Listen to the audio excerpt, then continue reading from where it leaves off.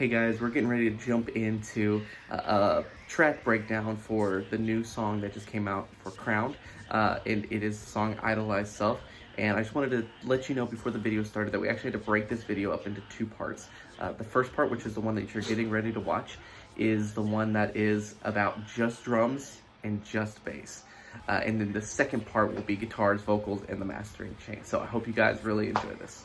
Hey, what's going on, you guys? So glad that you're here. It is 2024. I've got a goal to upload a new video, like a good, high quality video, whether it's education or whether it's original music, one video a month. So 12 videos by the time the year is over. If you guys remember, during my Vlogmas series, I talked about that I was recording some tracks for a metal project.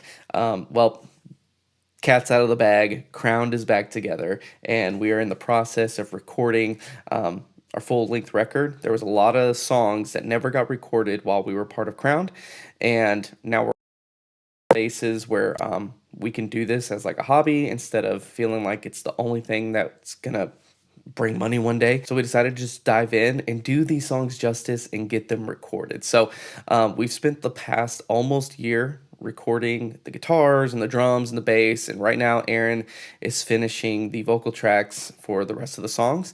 But at this point, Idolized Self featuring McCall Key from Maewyn is already out, and I wanted to do a track by track breakdown so you can see where my mind was going whenever we recorded these, how I mixed it down, and then I'll probably get to the master session as well. So if you'd ever seen Crown live, high energy, loud, lots of chaotic things, and so we didn't want to create a polished, perfected metalcore record.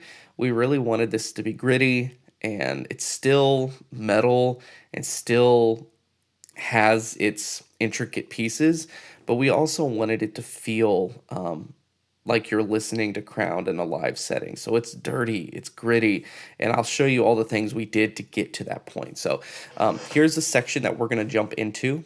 It's the new section that has McCall featured on it. It's a part that we've always had in the song, but we went through and re-recorded it because it was kind of corny. We took some of the original ideas and then beefed it up, made it sound a little bit like Knocked Loose, and then had McCall do some vocals over it. So here is the track itself.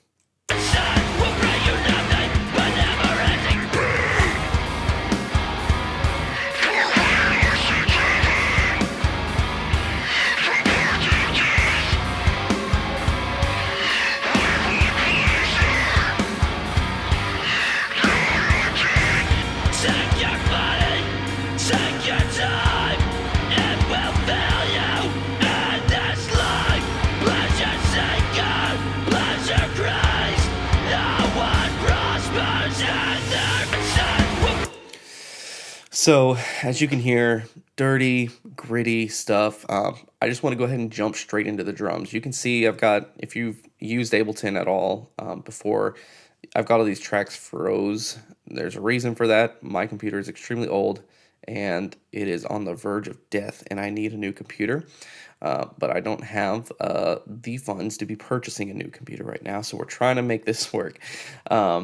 So let's dive into the drums. So I'll go ahead and solo this out, and I'll let you listen to a little bit of the drums.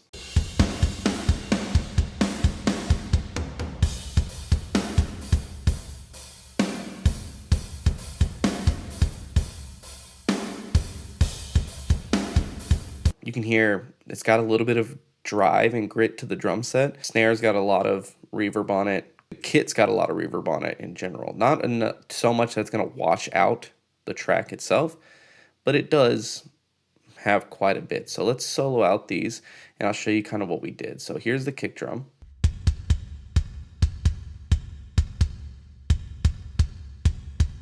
So let's jump into the kick drum real quick. I save a lot of my presets, so that way when we were going in and doing the rest of the songs, I wasn't having to start from scratch. I just saved everything as an effects rack, and so here's the effects rack for the Crown track. The drums in general are going through Modern and Massive, and I think we just did the raw track. I don't know if it's gonna load up. I'm telling you, my computer's not happy with me right now. Either way, it's going through Modern and Massive. That's Nolly's drum set, his company where he makes the kits like for periphery and stuff. So standard default raw kit, and then I did a lot of the processing myself. And so here at the kick drum, here's what it sounds like without the processing. Now here is it with the processing. We immediately run into CLA 76. It's a stereo compressor. You know, went pretty hard on it. Not too intense, but we got about a 2 ratio attack on the compressor. The release is at 7. Let me turn off the kick room verb and turn off the EQ real quick. And I'll turn the compressor on and off.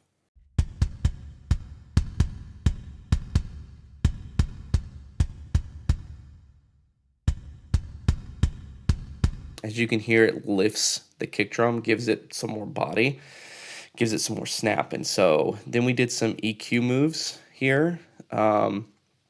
Nothing too crazy. It was really boomy here in the 3 and 4 range for the 125 and 250s.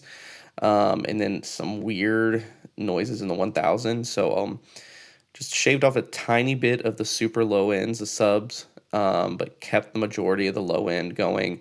Boosted it around 70, and then did a kind of a shelf boost between 2000 and 8000 or 2010, something like that. So here's what it sounds like with the EQ on and off.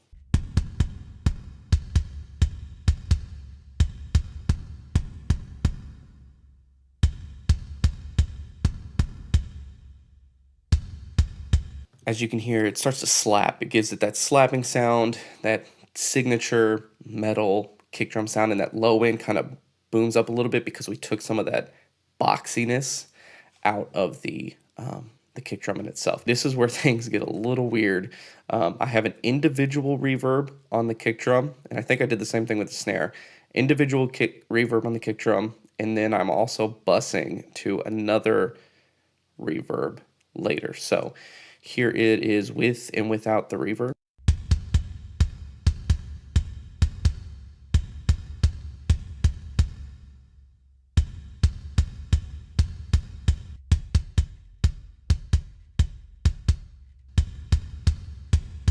So the second reverb that it's going into is down here in this bus. Is the Valhalla Supermassive.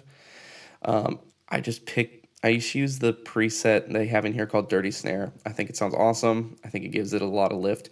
And as you'll see, I use the majority of the drums go through this.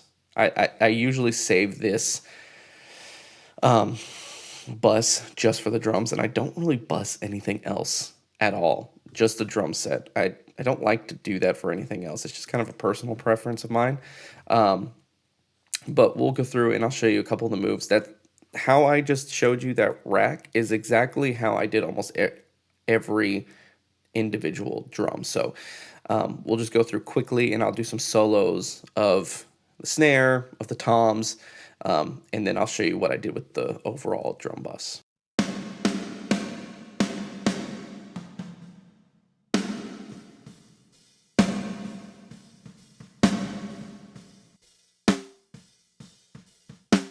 So as you can hear, I soloed it or turned everything off. This is what the original snare sounds like coming from the Modern and Massive kit.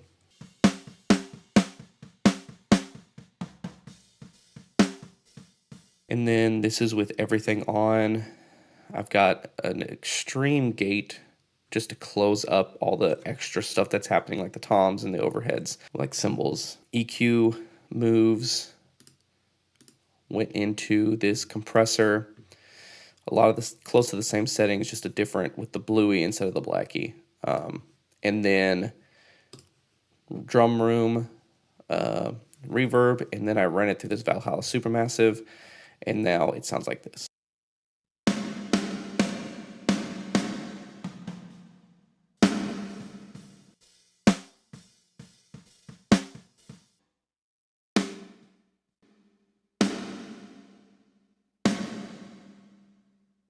As you can hear, a lot of the tone from that snare comes from the Valhalla Supermassive. Obviously, this rack is doing a lot of work to clean up the snare, but then the Supermassive is going in and just giving it all this body. And it sounds like a lot now, but once the whole mix comes in, it starts to get buried and you don't really notice it that much. Let's move to toms. You'll hear the toms before and after.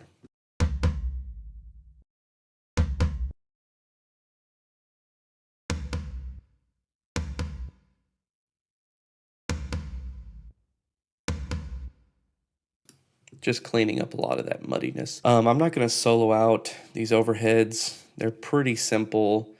It's just a huge cut on the low end to get rid of the muddiness, and then some simple compression just to level some things out. And then my rooms, same thing as the overheads. Where the magic happens as well is here on.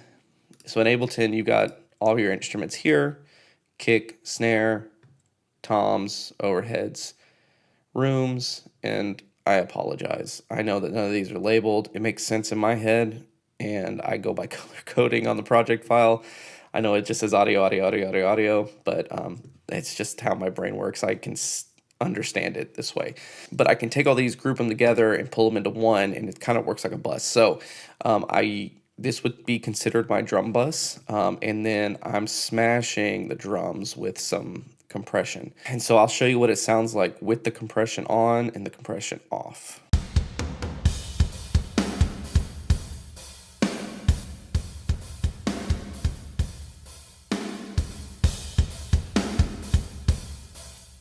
As you can hear, it just brings life to the track, to the drums themselves, and that's what really gives it its oomph. So that's it. That's all we've got going on the drums. Simple EQ moves, and I don't even pan the drums because it does all that in Modern and Massive for me. So the overheads are already panned, the toms are already panned, and I group all the toms into one bus. I don't spend time trying to EQ each individual drum. As far as toms, I just do them all together. I saw the guy that recorded the majority of the Spirit Box tracks, and he does the same thing. And I was like, that's one of the coolest ideas ever. I'm doing that as well. So let's move on to bass. So here's our bass bus, and you can see I've got a lot of crap going on here. So as you guys know, metal music, you can really make or break a metal record with a bass guitar, like drums and bass. And this is with any kind of music, but since we're talking about metal today, drums and bass will make or break a metal record. Let's dive into this. I split the bass signal down into two tracks, typical what people would do with a normal metal track. And so this top one here is just low end DI. As you can see, I've got some compression here and then some EQ.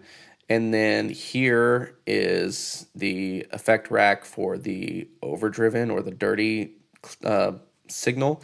It's got compressor, EQ, and then I'm going into the Archetype Gojira plugin to give it some of that oomph, and then I'm compressing it again after it comes out of that. So let's break this down. I'm not going to unfreeze this bass DI track. I'm just going to solo it for you real quick so you can hear it.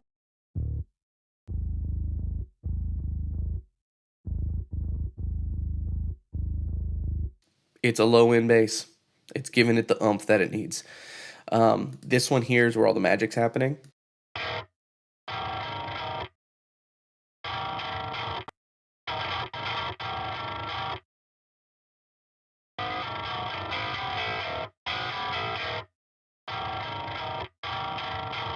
And then when we bring them together,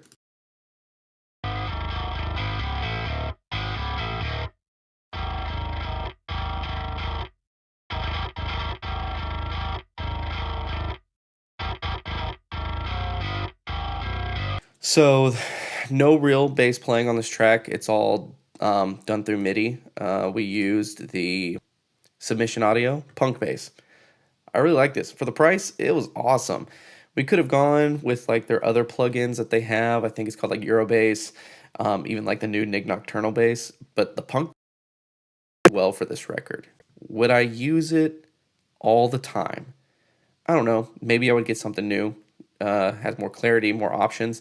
but this worked great. I loved it. So what I did was tabbed every song out and then bounced it down as an audio track and then doubled it up. Did my EQ cuts so I could split them up. Where you're wanting to probably see the magic happen is in the dirty channel and in the main spot where the tracks come together. So let me unfreeze the bass DI dirty channel and show you what I got going on. So here's what it sounds like before I do the effects channel. And after. Here is that bass DI, but then going through the compressor on and off.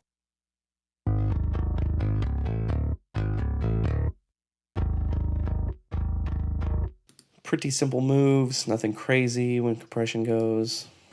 And then we've got some EQing happening just to cut off some of the low end.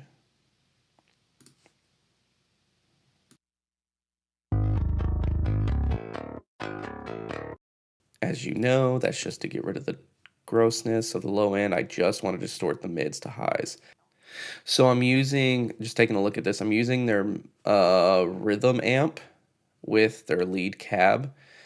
And then I've got the gain dialed in to about, what's that, 9 o'clock, a little bit over 9. Low is at 12.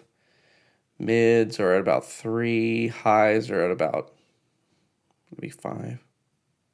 You sure about that? Dang, I don't know. And then master is almost a 12. Presence is up a little bit, depth, and then level. So it gives it that bite that we're looking for.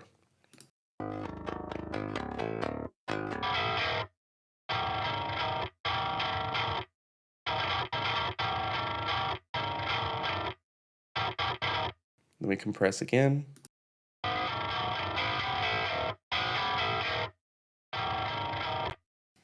Mostly just to cover up those high peaks. So I bring them back together into this group just like I did with the drums, and then I'm running it through EQ. Gosh, I don't even know. Let's see. EQ to drop off just a tiny bit of that low end mud. This looks like the max bass. I'm pretty sure this is like a multi-band compressor. I don't even remember what I use this for, but it makes the sound do what it does. And then we're going into the CLA 67 to compress again. And then we've got another EQ curve just to shave off even more of that low. And this little, what is that, probably 200 range, drop that down. And then we go into another EQ that's not doing anything. It's either on here for no reason or the plugin is creating some kind of color. But let me turn these all off so you can hear it without, and then we'll do a back and forth.